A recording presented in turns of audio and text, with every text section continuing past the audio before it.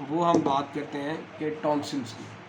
तो टॉन्सिल्स की अगर हम बात करें तो टॉन्सिल्स के हमें पता होना चाहिए कि टॉन्सिल्स का हमने ऑपरेट करना है और कब करना है। एक होता है एक्यूट टॉन्सिल टॉन्सिलाइटिस और एक होता है क्रोनिक टॉन्सिलाइटिस। तो क्रोनिक की अगर आप डेफिनेशन देखो तो उसके अंदर recurrent episodes of sore throat, यानी कि recurrent attacks of sore throat, बच्चे का बार बार गला खराब हो रहा होता है, उसकी कुछ इंडिकेशन है जिसमें आपने टॉन्सिलेक्टमी करनी है।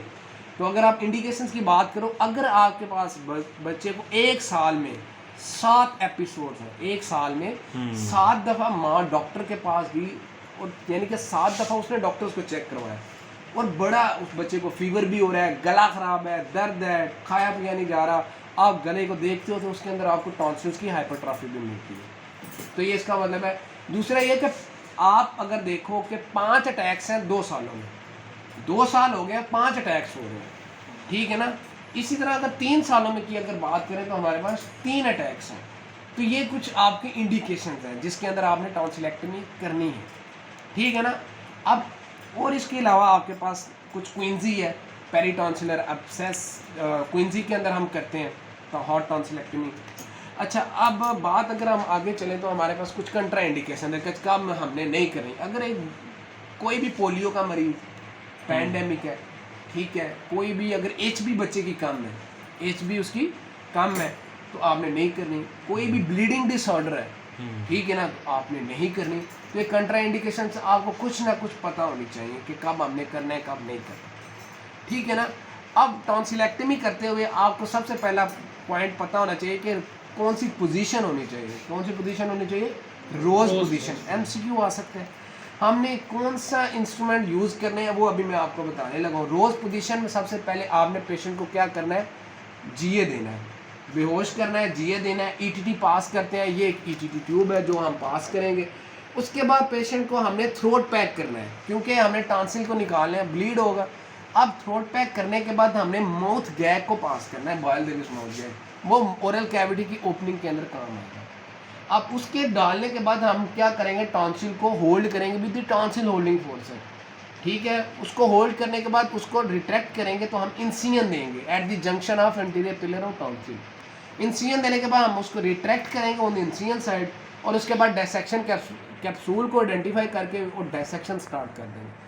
और लोअर पोल पे हम क्या स्नेयर यूज़ कर सकते हैं, निगस यूज़ कर सकते हैं, टाई लगा सकते हैं, ठीक है ना। और उसके बाद हम पूरे का पूरा वो आपका टॉन्सिल रिमूव हो जाता है, ठीक है। तो ये आपको पता होना चाहिए। अब आप इंस्ट्रूमेंट्स की बात करें तो इंस्ट्रूमेंट्स में हमारे पास ये है बॉयल डेविस माउथ गैग। हमारे एग्जाम में जो क्वेश्चन आ सकता है वो यही आ सकता है कि हमने इसको किस तरह पकड़ना है, ठीक है ना। तो ये उसके बॉयल डेविस माउथ गैग है। ये वाला जो हिस्सा है इसको हम ब्लेड बोलते हैं, ये लॉक होते हैं। आपने सबसे पहले इसको आपने एक हाथ में ये ब्लेड को पकड़ लोगे तो आपको ईजी होगा, इसको इस तरह पकड़ लोगे तो आपके लिए ईजी हो जाएगा। तो आपने ये जो कट बना हुआ है इससे आपने जाना है, लॉक को आपने ऊपर करना है तो ये आपकी ये मूवमेंट होनी चाहिए, ये आपका लग देगा। कुछ बच्चे गलती ये करते हैं, यूं डाल रहे होते हैं, नहीं पता होता कहाँ जाना है। तो ये जो आपके पार्ट है ना, ये टीथ की प्रोटेक्शन के लिए, लिप की इंजरी ना हो, टीथ की इंजरी ना हो, तो ये आपके टीथ के ऊपर जाते हैं ये वाला पार्ट। तो ये आपका इसी तरह आपने ऊपर ये जाना है। तो ये आपका पूरे का पूरा, जब आप मुंह आपने इसको बंद करके मुंह के अंदर लेके जाना है, जब आप ओरल कैविटी में आपके इसके नीचे टंग होगी तो यूं आप खोलोगे, खुल जाएगा, नीचे आपको वो ये टीथ्स में होगा और आपको ओरल कैविटी नज़र आ रही होगी। आप उसके बाद आप अपनी टॉन्सिलेक्टमी कर सकते हो। तो ये आपका क्या बॉयल डेविस माउथ गैग, जिसके एक है ये ब्लेड है। और आपको ये पता होना चाहिए कि आप ये आपका एक टॉन्सिल होल्डिंग फोर्स है जिसको आपने होल्ड करना है, होल्ड दी टॉन्सिल्स, ये यूज़ होता है। तो इसकी ये आप अंदर देखो तो ये स्मूथ होते हैं, ये इतने शार्प नहीं है। एक इससे मिलता जुलता एक और इंस्ट्रूमेंट है जिसको हम क्या बोलते हैं? Lux forceps. तो ये ज़रा शार्प होता है और इसका एक्स देखो पूरी तरह बन रहा है। तो ये लक्स की पिक्चर है और ये आपका टॉन्सिल होल्डिंग फोर्स है, ठीक है। इसी तरह आपके पास ये रिट्रैक्टर है जिसकी मैंने बात की थी। रिट्रैक्ट करने के लिए आप अंदर डालकर रिट्रैक्ट करते हो। और ये जो आपका टीथ्स वाला एज है ये आपका क्या है?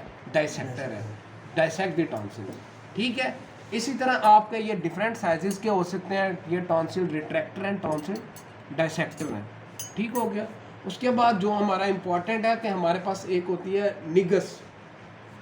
तो निगस हमारे पास जो सी है, ये आप लोअर पोल पे जब आप टॉन्सिल के पहुँचते हो तो ये निगस को अप्लाई करते हो, ठीक है ना। तो अप्लाई करने के बाद जिस तरह इस तरह आपने वो अप्लाई किया, उसके बाद आपने लगानी है नॉट। तो ये निगस फोर्सेप है, ये वाली क्या है, निगस फोर्सेप है। आपने नॉट, आपने इधर थ्रेड चढ़ा के आपने नॉट को लगाना है, तो ये नॉट पुशर है जो नॉट को पुश करता है। तो ये नॉट पुशर है, टॉन्सिलेक्टमी में यूज होता है। और ये आपका क्या है, आपका निगस फोर्सेप है।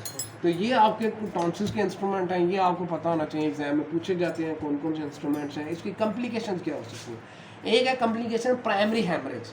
प्राइमरी हेमरेज जो ऑन टेबल हो रहा है, उसी वक्त पेशेंट सर्जरी आपने कर रहे हो, ड्यूरिंग ऑपरेशन अगर आपका पेशेंट आपका उसी वक्त अगर ब्लीड कर रहे हैं, तो वो कौन सा है, प्राइमरी हेमरेज। एक होता है रिएक्शनरी हेमरेज। रिएक्शनरी हेमरेज आपने पेशेंट की, जिस तरह मैंने अभी बात की, आपने नॉट लगाई हुई है, आपने नॉट लगाई है, कोई भी अंदर काम किया है, आप पेशेंट को इधर से शिफ्ट करते हो, जब वो नीचे वार्ड में जाते हैं और आपका वो रिएक्शनरी ब्लीड हो रहा होता है। रिएक्शनरी का मतलब जो आपने नॉट लगाई थी वो स्लिप हो गई, समझ आ गई, कोई क्लॉट बना था वो उधर जो वो डिस्प्लेस हो गया, तो उसके बाद ब्लीडिंग शुरू होगी। तो रिएक्शनरी हेमरेज जो आपका नीचे जाके आपका विद इन 24 आवर्स अगर हो सकता है, समझ आ गई।